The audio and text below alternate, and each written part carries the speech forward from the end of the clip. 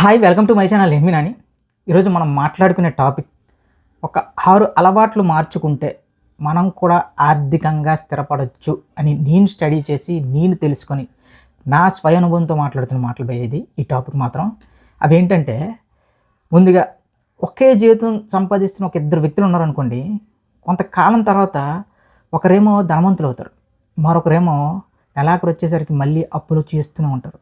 ఈ ఇద్దరి మధ్య తేడా ఏంటంటే అలవాట్లే భయ్య. ఆ అలవాట్లో ముఖ్యంగా నేను చెప్పేది, అలవాట్లు అంటే వ్యసనాలు, బెట్టింగ్లో ఇవన్నీ అవన్నీ కాదు. అవి లేకపోయినా సరే మనం ఆర్థికంగా చాలా వరకు వెనకబడుతుంటాం. దానికి గల ముఖ్యమైన కారణం ఏంటంటే ఒక 6 అలవాట్లు భయ్య. అదేంటంటే లైఫ్లో బాగా ఒక ఆర్థికంగా స్థిరపడినట్టు చేసేవి మనం చెయ్యం. ఆ 6 అలవాట్లు కూడా వాటి గురించి మాట్లాడుకుంటే, మొదటిగా జీతం వచ్చిన వెంటనే ఖర్చు పెట్టడం కంటే ముందు సేవింగ్స్ చేస్తారు భయ్య. రెండోది, అసలు ఏదైనా కొనే ముందు అవసరమా లేదంటే అది మనకు కోరిక అనేదాన్ని ఐడెంటిఫై చేస్తారు. ఇక మూడో విషయానికి వస్తే, డబ్బు ఏదైతే ఉందో దాన్ని తమ కోసం పనిచేసేలా చేస్తారు.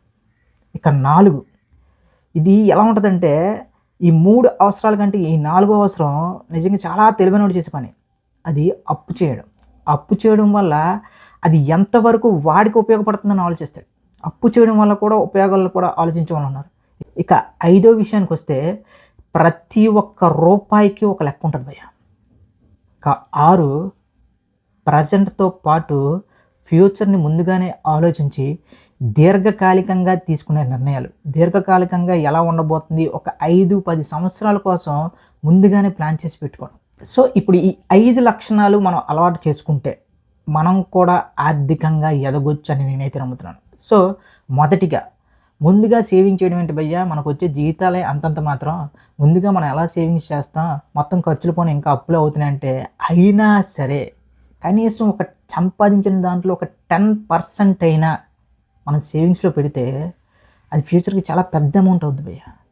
అనుకోవచ్చు, ఏంట్రా బాబు ఇక్కడ జీతాలే లేవు, ఉద్యోగాలే లేవు, ఇంకా క్లియర్గా చెప్పాలంటే సంపాదనే సరిపోవట్లేదు, అలాంటిది ఇంకా సేవింగ్స్ ఏం చేస్తామంటే, చెయ్యాలి భయ్య. మన ఫ్యూచర్ బాగోవాలి, మన ఇంట్లో వాళ్ళు బాగోవాలి, మన ఫ్యామిలీ బాగోవాలంటే నువ్వు సంపాదించిన దాంట్లో కనీసం ఒక 5% అయినా సరే సేవింగ్స్ చేసి తర్వాత ఖర్చు పెట్టడం అలవాటు చేసుకుంటే ఖచ్చితంగా నువ్వు ఆర్థికంగా చాలా ఉన్నత స్థాయిలో ఉంటావు.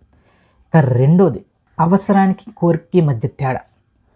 మనం చాలామంది అవసరం ఉన్నా లేకపోయినా షాపింగ్స్ చేస్తాం, హోటల్స్కి వెళ్తాం, రెస్టారెంట్కి వెళ్తాం. ఇది తప్పు కాదు, కానీ అవసరాన్ని బట్టి వెళ్ళే నెసెసిటీ ఉంటే తప్పకుండా వచ్చు. కానీ అవసరం ఉన్నా లేకపోయినా శాలరీ పడింది కదా, పదా కూకేద్దాం ఏటీఎం, పదా క్రెడిట్ కార్డు కూకేద్దాం, పదా శాలరీ పడిన చిల్ అయిపోదాం, శాలరీ పడిన బిర్యానీ తినేద్దాం, శాలరీ పడిన ఇది అది ఏదేదో అనుకొని, అవసరం ఉన్నా లేకపోయినా సరే శాలరీ పడిన షాపింగ్లని చెప్తున్నా కదా.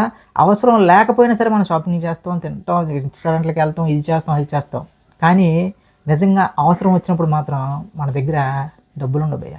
సో అందుకే అవసరాన్ని బట్టి ఖర్చు చేయాలి, కోరికని బట్టి కాదు.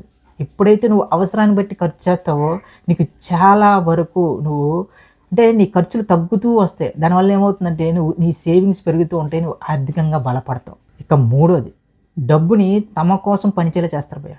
అంటే డబ్బులు సంపాదించి అది మిగిల్చుకోవడమే కష్టమైన టైంలో డబ్బుని మన కోసం ఎలా పనిచేస్తారు అంటే, సెకండ్ ఇన్కమ్ సోర్స్ని క్రియేట్ చేసుకోవడం.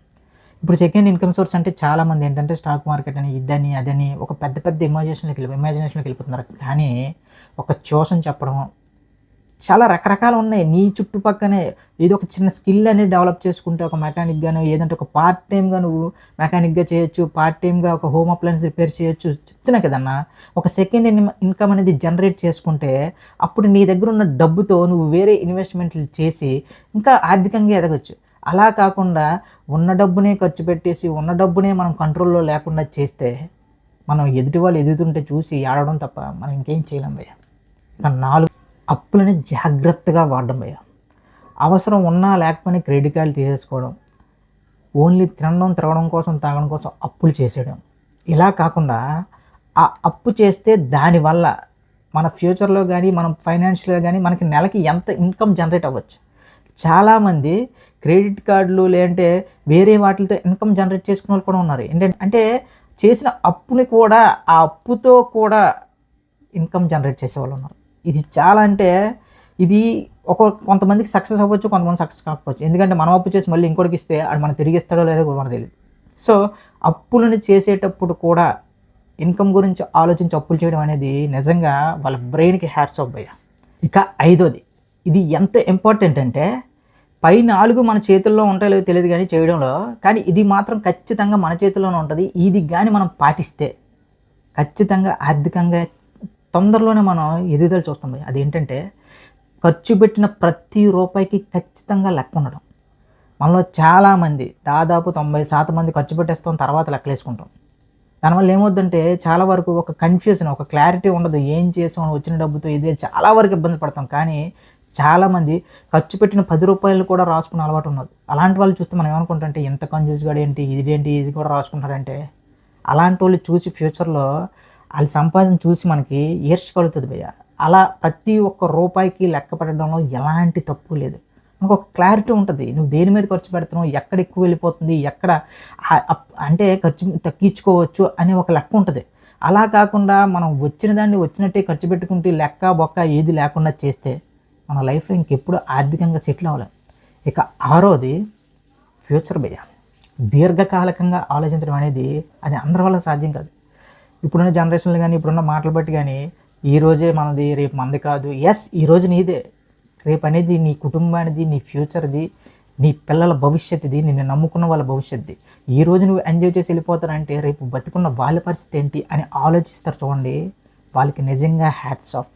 మనం ఉన్నా లేకపోయినా మన కుటుంబం మాత్రం మనం ఉన్నప్పుడు ఎలా బతికిందో అలాగే బతకాలి అనే ఒక ఆలోచనతో ఉన్న వాళ్ళకి అలా ఆలోచన నిజంగా చాలామందికి ఈ ఆలోచన అయితే ఈ మధ్య ఉండట్లేదు భయ్య. ఎందుకంటే మానవ సంబంధాల మీద నమ్మకం లేకపోవడం, వాళ్ళ లైఫ్లో జరిగిన సంఘటనలు కానీ ఇవన్నీ ఏంటంటే ఇప్పుడు ప్రజెంట్ ఏం జరుగుతుందో అదే నా జీవితం, ఫ్యూచర్ అనేది నా జీవితం కాదు అని అనుకున్న వాళ్ళే ఎక్కువ రోజులు బతికేస్తున్నారు. ఈ ప్రజెంట్లో ఒక 1000 రూపాయలు ఉంటే, ఒక 10,000 ఉంటే ఖర్చు పెట్టేసి రేపటి కోసం అప్పుల చుట్టూ తిరుగుతున్నారు. సో ఎప్పుడైతే నువ్వు ఫ్యూచర్ ప్లానింగ్ అనేది చేసుకుంటావో, ఎప్పుడైతే దీర్ఘకాలికంగా అంటే ఒక 5-10 సంవత్సరాల్లో ఇది నా ప్లానింగ్, 5-10 సంవత్సరాల్లో ఒక ఇల్లు కట్టాలి, లేదంటే నేను ఆర్థికంగా ఒక సర్టెన్ అమౌంట్ నా అకౌంట్లో ఉండాలి, లేదంటే ఇంట్లో వాళ్ళకి ఒక బంగారం కొనాలి అనే ఆలోచనతో ఎప్పుడైతే ఉంటావో, ఒక 5-10 సంవత్సరాల్లో నువ్వు ఎప్పుడైతే ఒక ప్లానింగ్ అనేది ఉంటుందో అప్పుడు నువ్వు ఆర్థికంగా నిన్ను ఎప్పుడు ఆపలేడు భయ్య. సో ఈ చెప్పిన ఈ 6 అలవాట్లు ప్రతి ఒక్కరికి తెలిసినవే, కానీ అవి మనం ఎంతవరకు పాటిస్తున్నాం అనేదే మన ఆర్థిక పరిస్థితిని ప్రతిబింబించేలా చేస్తుంది. ఈ కొత్త పాయింట్లు ఇవేవి కాదు.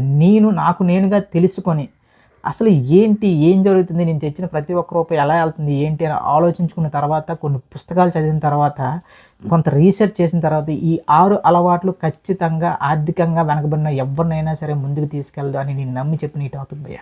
అంటే ఇదేదో కొత్తగా పాయింట్స్ కాదు, అందులో ఆల్రెడీ తెలిసినవంటే తెలిసినవే నువ్వు ఎందుకు పాటించట్లేదు.